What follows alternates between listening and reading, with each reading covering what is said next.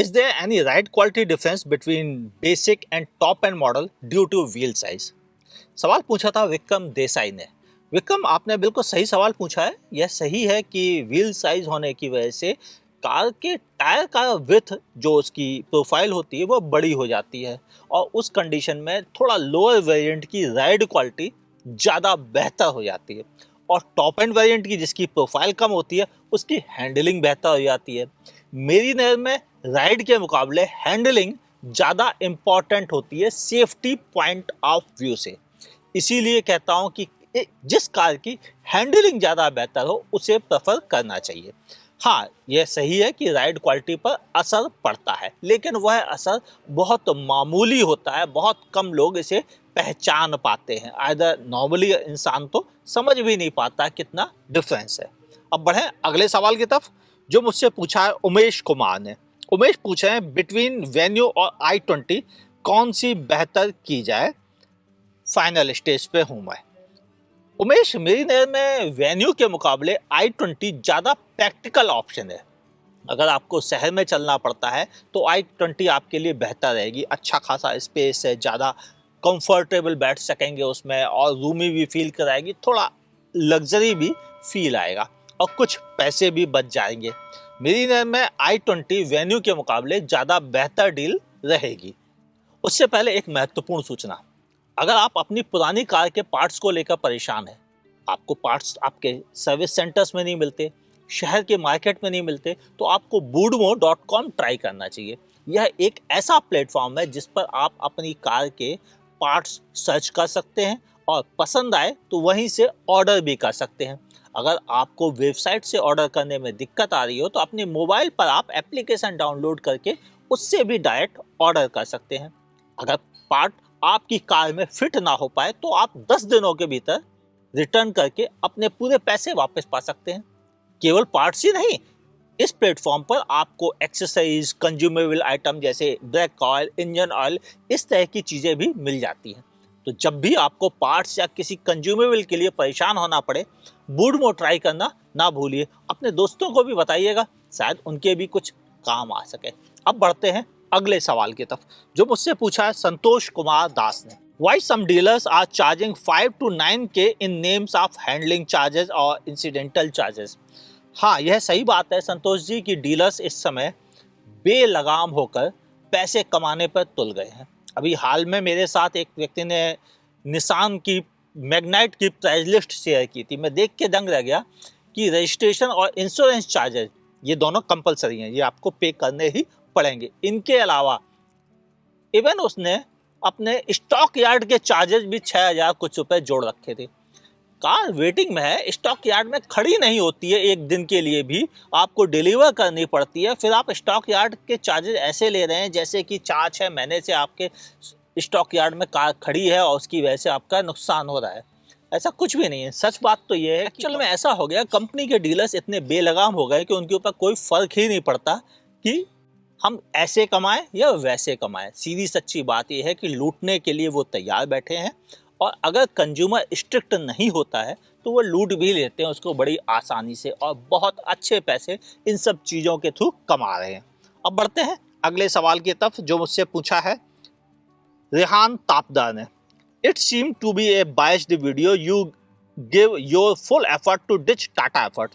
Actually Tata product is a victim of the social conspiracy. चलो, मेरे ऊपर जो इल्ज़ाम लगाया रेहान ने वो तो ठीक था, कोई बात नहीं, उनकी मर्जी।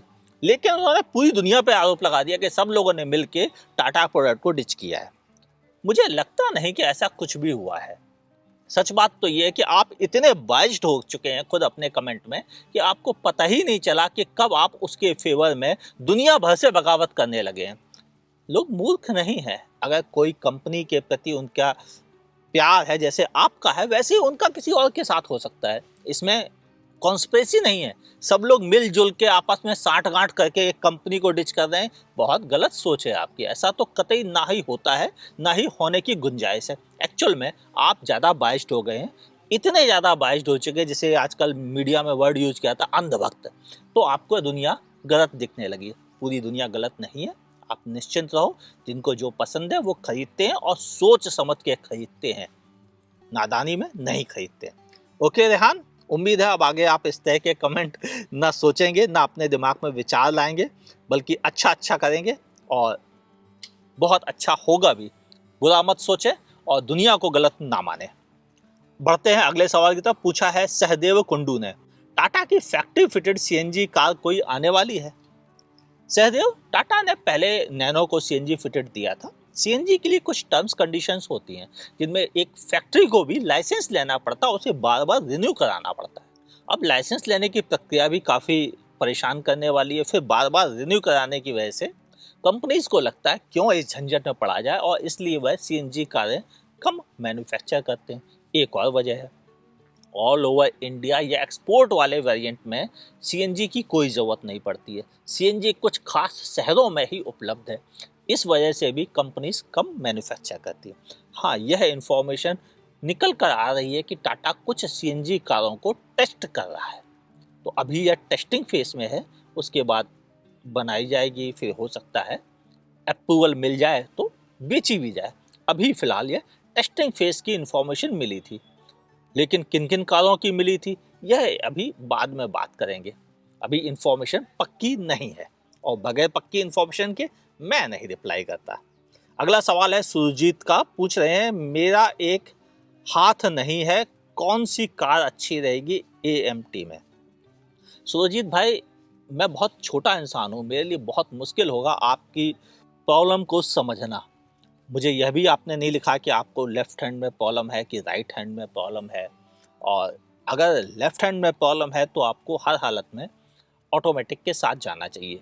वो ऑटोमेटिक किसी भी तरह का हो सकता है, एएमटी भी चल जाएगा, सस्ता है तो चल जाएगा। लेकिन अगर आपको राइट हैंड में प्रॉब्लम है तो भी आपको एएमटी या ऑटोमेटिक ही प्रेफर करना चाहिए, ये आपके लिए बेहतर रहेगा। कार कोई भी हो ले सकते हैं ऑटोमेटिक, मेरे हिसाब से इसमें उतनी दिक्कत शायद आपको ना आए, लेकिन मैं बहुत छोटा व्यक्ति हूँ जो आपकी परेशानी को समझ पाए, तो अगर मेरी बात से दिल दुखा है तो प्लीज़ अपना समझ के माफ़ कीजिएगा, क्योंकि आपकी परेशानियों को मैं यहाँ बैठ के सचमुच में जज नहीं कर पाऊँगा। बढ़ते हैं अगले सवाल की तरफ। पूछा है मोटिवेशनल गुरुजी, सफारी, फॉर्च्यूनर और एंडेवर। सफारी छोटी गाड़ी है और उसके फीचर्स एंडेवर, फॉर्च्यूनर के बराबर मैच नहीं करते हैं। वो बड़ी कारें हैं, महंगी कारें हैं, और उनमें बहुत सारे ऐसे फीचर्स हैं जो उस कॉस्ट के हिसाब से होने चाहिए, जबकि सफारी में ऐसा नहीं है। तो सफारी इन दोनों से मैच नहीं करती है, तो सफारी पहले अलग हो गई। अब बची एंडेवर और फॉर्च्यूनर, जहाँ फॉर्च्यूनर ओवर एक्सपेंसिव हो गई है इस वजह से, और फीचर्स के मामले में भी कुछ मामलों में अभी भी वह एंडेवर से थोड़ा पीछे है। मेरी नज़र में एंडेवर सबसे बेहतर ऑप्शन रहेगा। बढ़ते हैं अगले सवाल की तरफ। पूछा है संदीप हन सुधा ने, कौन सी कार बेहतर रहेगी आईएमटी में, बलेनो, वेन्यू या किया सोनेट? संजीव, आपको शायद पता नहीं है कि बलेनो आईएमटी में नहीं आती है। बलेनो आती है सीवीटी ट्रांसमिशन सेटअप के साथ, और सीवीटी ट्रांसमिशन की बात आए तो मैं ये कहूँगा कि वह ज़्यादा बेहतर होता है आईएमटी के मुकाबले। तो चाहे आप वेन्यू में या सोनेट में जाएं सीवीटी के साथ, या बलेनो में जाएं, वो ज़्यादा बेहतर रहेगा। इन सब के से अगर कंपैरिजन की बात आएगी तो मैं आपसे कहूँगा आपको किया सोनेट आईएमटी के साथ जाना चाहिए। थोड़ी महंगी ज़रूर है बलेनो के मुकाबले, लेकिन बेहतर रहेगी आपके लिए। पढ़ते हैं अगले सवाल की तरफ। पूछा है अनूप सिसोदिया ने, कंफर्म डेट क्या है सर एचबीएक्स की? यूट्यूबर अलग अलग डेट और प्राइस बता रहे हैं, किस पर ट्रस्ट करें? अनूप सिसोदिया, मुझे लगता है आप ज़्यादा उतावले हैं इस सवाल के पीछे। अभी तक तो खुद टाटा ने तय नहीं की है कि वह इस कार को कब लॉन्च करेंगे। पहले उनको मंथ तय करना होगा, फिर उन्हें डेट तय करके मुहूर्त निकलवाना पड़ेगा, और फिर वह प्राइस तय करेंगे सिर्फ 3 दिन पहले या 5 दिन पहले। 2 साल पहले प्राइस तय नहीं होती है। अभी एचबीएक्स के मंथ ही तय नहीं है कि किस मंथ में लॉन्च की जाएगी, तो आपको डेट जो भी बता रहा है वह गलत ही बताएगा। अभी टाटा ने ही तय नहीं किया है, तो जब डेट तय होगी मैं सबसे पहले आपके साथ शेयर करूंगा। क्यों? क्योंकि टाटा जैसी डेट तय करेगा हम सबको ईमेल करके बता देता है ये डेट है लॉन्च की।